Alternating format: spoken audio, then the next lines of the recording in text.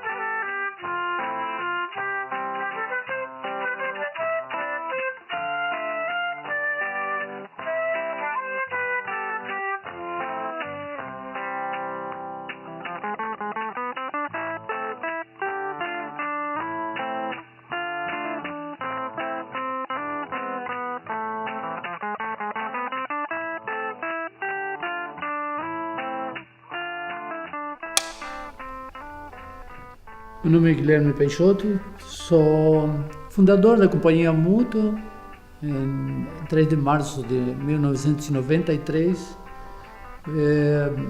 Um grupo de pessoas e eu decidimos montar um novo grupo de teatro.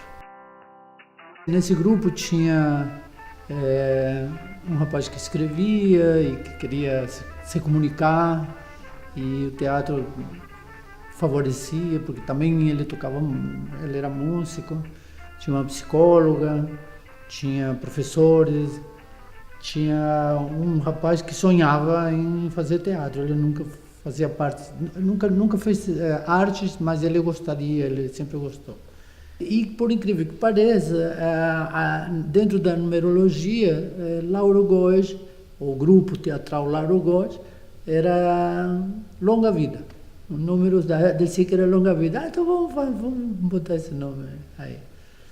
E depois a companhia vai mudar para ser a Mútua, depois que a gente começa a viver de teatro e se dedicar ao teatro de animação. O teatro para mim sempre foi um lugar de sonhos, sabe? Um lugar que te permite ser outras pessoas, estar em outros lugares e mudar o mundo de uma forma ou de outra, né? Quando eu conheci o Guilherme, eu vi nele, na companhia, essa possibilidade de estar nesse lugar e de também estar em outros lugares e de também ser outras pessoas e de também tentar, de uma forma ou de outra, mudar um pouquinho esse mundo que a gente vive. O primeiro espetáculo que eu montei se chamava A História de Williams. É um texto do Guilherme Peixoto e eu que nunca tinha visto uma peça de teatro de bonecos, eu estava em cena manipulando bonecos. Então aquilo para mim foi uma verdadeira escola. Bom, e aí queríamos viver de teatro. Decidimos nos profissionalizar, ou seja, viver de teatro. Eu tinha escrito um texto que se chamava A História de William, baseado num desenho animado que era O Incrível Mundo de Bob, certo? Com essas mesmas características de o boneco ter um alter ego que é um ser humano.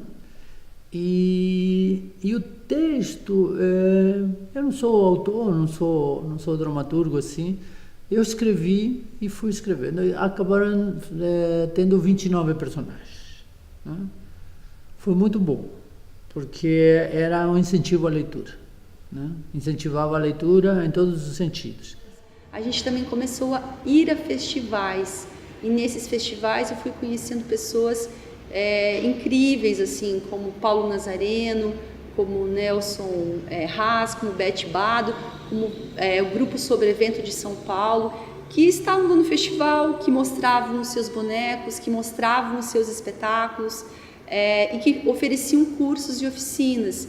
Então, nesse tempo, assim, foi uma corrida a conhecer mais, a aprender e a estar mais inserida um pouco nesse universo do teatro de animação. O espetáculo A História de Williams ficou em cartaz até 2004 e a gente percorreu, eu acho que 50% dos municípios do estado de Santa Catarina. Um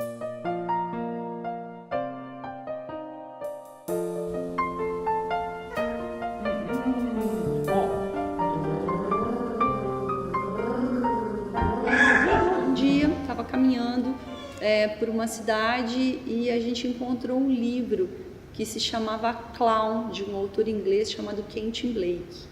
E o livro ele era todo ilustrado, ele não tinha nenhuma palavra sequer. Então a gente levou esse livro, falou, é nosso, ele estava nos esperando. E a gente montou esse livro e renomeou ele para A Caixa. E por sorte decidimos o mais difícil que era aprender. E aí foi que a gente montou o espetáculo A Caixa, né? Já quase cometendo os mesmos erros que o outro espetáculo, mas pedimos para o William Sievert dar uma olhada para dirigir as cenas. Num determinado momento eles estavam produzindo um espetáculo chamado A Caixa e me convidaram para auxiliá-los no que eu costumo chamar de direção de cena. Que é quando a gente já pega um espetáculo que já está numa fase de desenvolvimento, apenas para fazer uma afinada na questão das movimentações dos bonecos, seria dar uma limpada na cena. O espetáculo conta a história de uma caixa de brinquedos que é jogada no lixo. Um dos personagens, um dos brinquedos ganha vida, que é o palhaço, e ele percorre a cidade em busca de alguém que salve essa caixa de brinquedos. Então, esse espetáculo ele foi montado no ano de 2004 e ele até hoje está no repertório da Companhia Mútua. Ele viajou muito, fez várias cidades de vários estados brasileiros, foi para o Chile, foi para a Argentina. A gente ganhou um prêmio na Argentina de melhor espetáculo eleito pelo júri popular. E é um espetáculo que ainda nos encanta, porque ele aborda a solidariedade.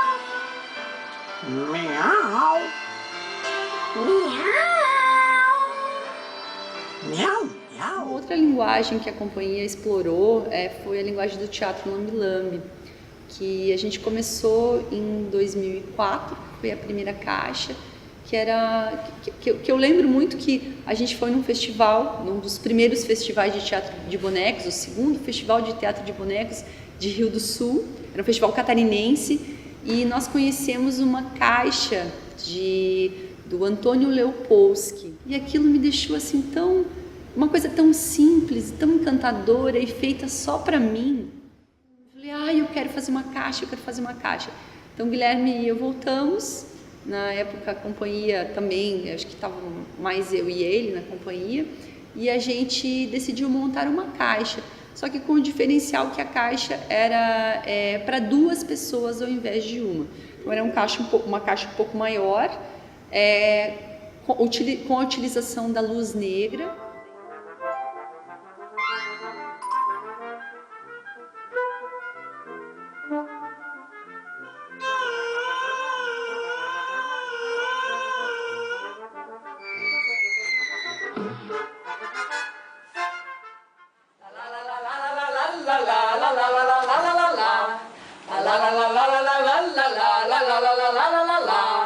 Nós somos os menestréis e viemos de qualquer lugar. Vivemos de contar histórias como essa que vamos contar. A gente montou uma história que se chama Felizes para Sempre, é um trabalho que ainda está em repertório, que é um espetáculo de contação de histórias com bonecos que são montados ao vivo aos olhos do público. Então, é a história de uma princesa, de uma rainha que está em busca de seu príncipe encantado. Então, ela conhece seu príncipe encantado, eles se casam e são felizes por uns 5 meses. E a gente conta e até faz uma analogia com a vida, né? as histórias não necessariamente o final delas é o felizes para sempre, né?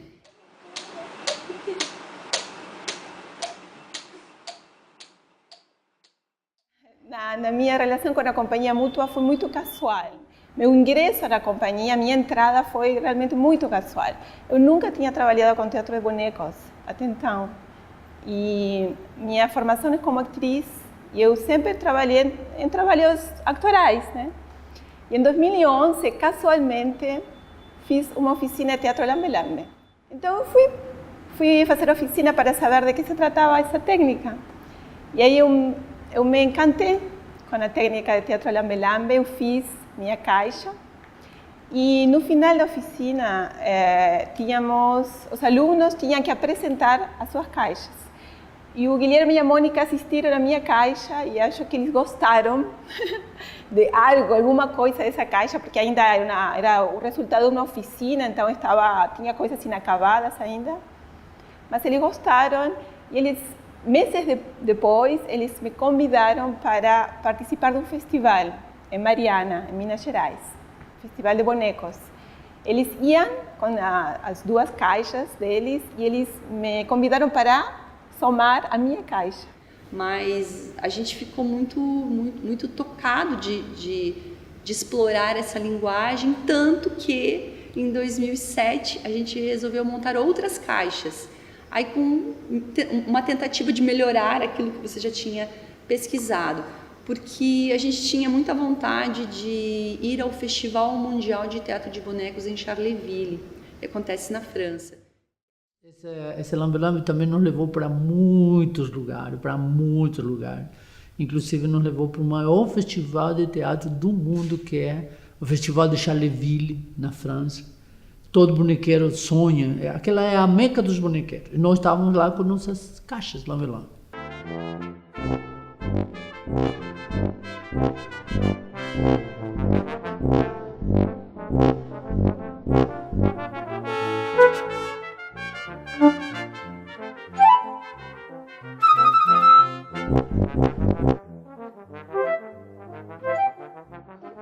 Então essas caixas foram montadas, a missiva é a minha caixa para uma pessoa, ela fala das mensagens que viajam em garrafas pelos mares da vida, e a caixa de Guilherme é Miragem, que fala sobre a sede no deserto, um texto de Rafael Cursi.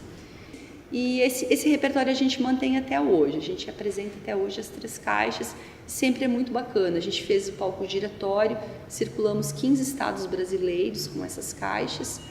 Você tem uma comunicação direta com essa pessoa, bem pessoal, bem íntima. E quando essa pessoa mergulha nesse mundo, ela esquece do resto do mundo. Sabe, o macro da cidade se esquece para um lugar micro, um lugar íntimo. E esses 3 ou 2 minutos que dura o espetáculo, a pessoa se transporta para outro lugar.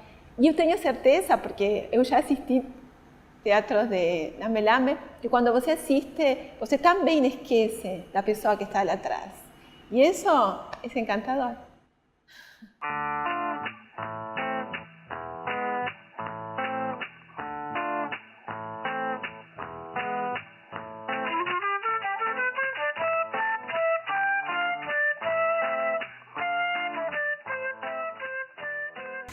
Olha, é um conjunto de questões que vão desde da equipe que foi formada para a montagem desse espetáculo, a dedicação dos envolvidos no entendimento daquilo que deveria ser pesquisado, sobre aquilo que deveria ser falado. Eu acho que um pouco também da novidade que a gente traz de falar de Exupéry sem falar do Pequeno Príncipe, diretamente ao menos. E de levar para a cena algo que se tem uma vontade interior de falar, né? Um espetáculo tem que sempre partir de uma vontade interior, é isso que traz força para a equipe que monta e, sobretudo, para a equipe que depois segue apresentando esse espetáculo. Cada um dos elementos que compõem um espetáculo é igualmente importante. Né? O Príncipe Exupéry é um espetáculo que se apoia em 3, eu acho, né? Que se apoia, segundo o meu ponto de vista, em 3 elementos, que é a ação dramática, a sonoplastia e a iluminação, porque é um espetáculo que não tem falas.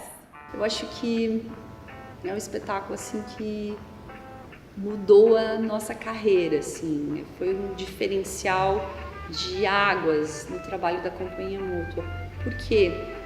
Porque a gente sempre trabalhou com projetos independentes. Então, você ia montar um espetáculo, R$50 aqui, 20 aqui, de um figurino, pega esse que tem aqui no guarda-roupa, cenário, sempre era tudo muito improvisado, porque não se tinha verba.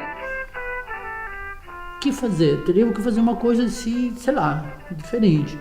E aí a gente descobriu que Antônio de Saint-Exupéry vinha para Santa Catarina, que é o autor. Vinha fazer o que em Santa Catarina? Descobrimos que ele era aviador. E descobrimos que ele tinha tanta paixão por voar quanto por escrever. E a gente fez a pergunta, o que esse cara faria se tivesse que escolher entre escrever ou voar? Descobrimos que ele voava escrevendo e escrevia voando. Isso foi poético para a gente, ao menos do meu ponto de vista.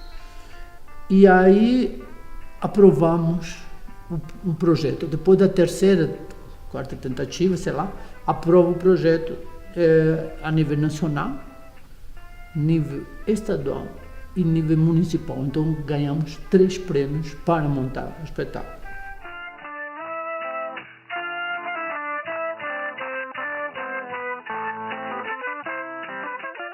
Foi uma grande felicidade e nos permitiu pensar um projeto grande no sentido tamanho, porque hoje o espetáculo tem 800 quilos de cenário, e grande no sentido material humano, porque foi possível contratar diretor, cenógrafo, iluminador, figurinista, bonequeiro, todas as funções que nos outros trabalhos nós cumpríamos, as inúmeras funções, as mesmas pessoas fazendo várias coisas. Nesse projeto a gente teve uma pessoa fazendo cada um dos elementos do espetáculo. Então montamos esse espetáculo, a dramaturgia é minha, de Guilherme e do William Sievert. O William dirige também o espetáculo e é um espetáculo de manipulação direta sobre balcão, que tem a técnica de silhuetas também envolvida. E a gente teve a felicidade de ser chamado para muitos eventos, para muitos festivais. Fizemos o Encena Catarina com ele em 2011. Em 2012 fizemos o Palco Giratório, que é o maior circuito de artes cênicas do Brasil. O Palco Giratório foi um dos momentos mais importantes, acho. Acho que para a Companhia Mútua foi um momento, um antes e um depois também. O Palco Giratório é um projeto que todo grupo, todo artista sonha fazer. Não é fácil, né, de ser selecionado. E acho que foi realmente muito importante para a companhia, porque o Palco Giratório é nada mais e nada menos um projeto onde você viaja pelo país todo apresentando seu espetáculo. Então você leva teu trabalho para lugares muito diferentes do Brasil, para comunidades centrais e periféricas, onde às vezes eles estão esperando o ano inteiro por esse espetáculo, né, pelo Palco Giratório.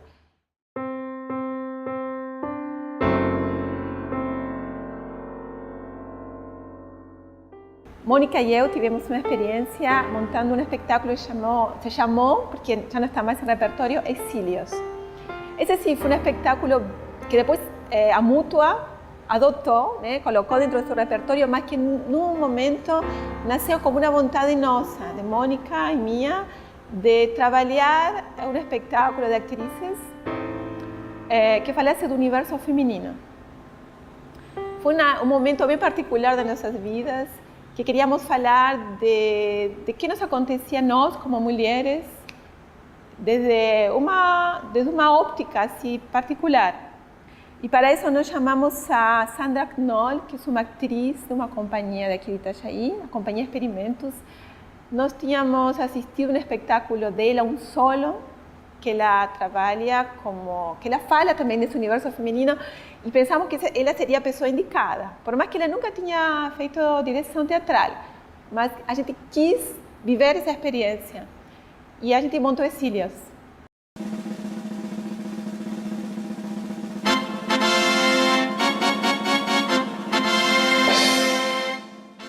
Depois disso,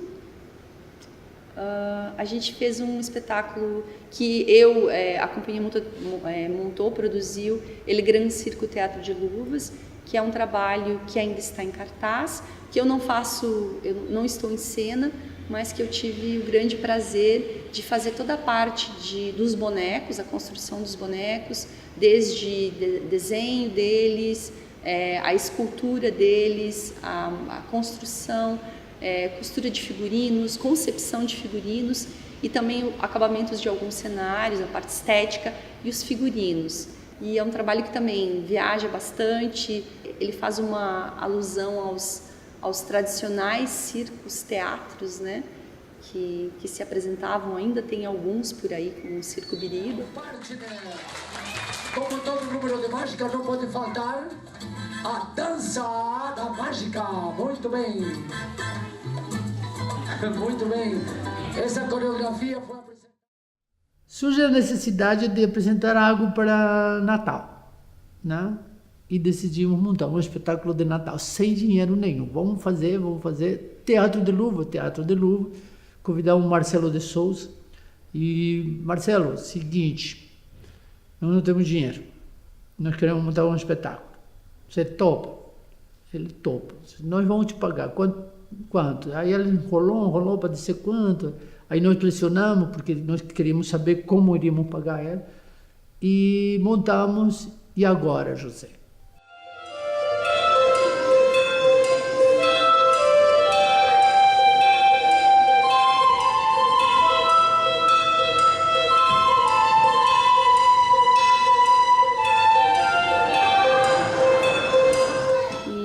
É um trabalho novo, que conta de uma forma super bem humorada sobre a história que todo mundo conhece, né? Essa história de 2000 e poucos anos atrás, da história do nascimento de Jesus.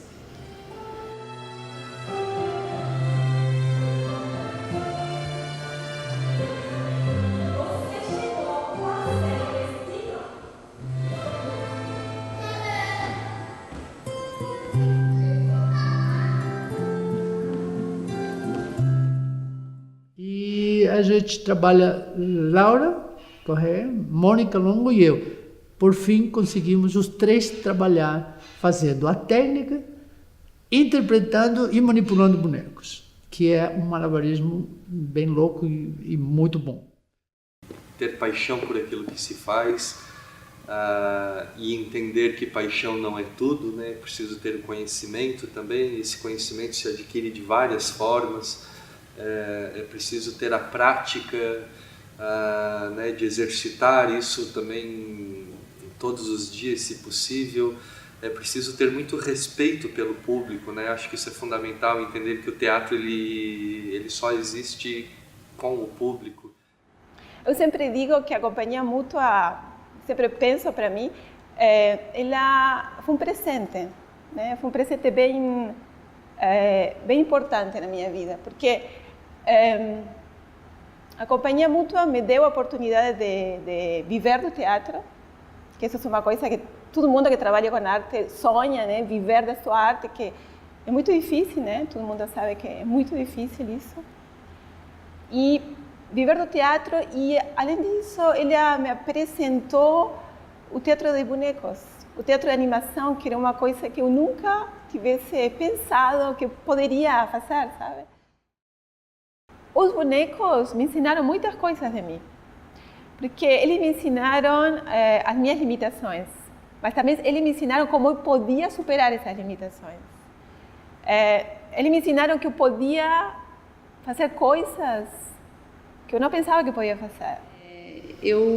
Quando eu tinha 6 anos, eu tinha uma tia, que era uma tia diferentona, né? Tia meio revolucionária para os tempos daquela época e na região onde a gente vivia.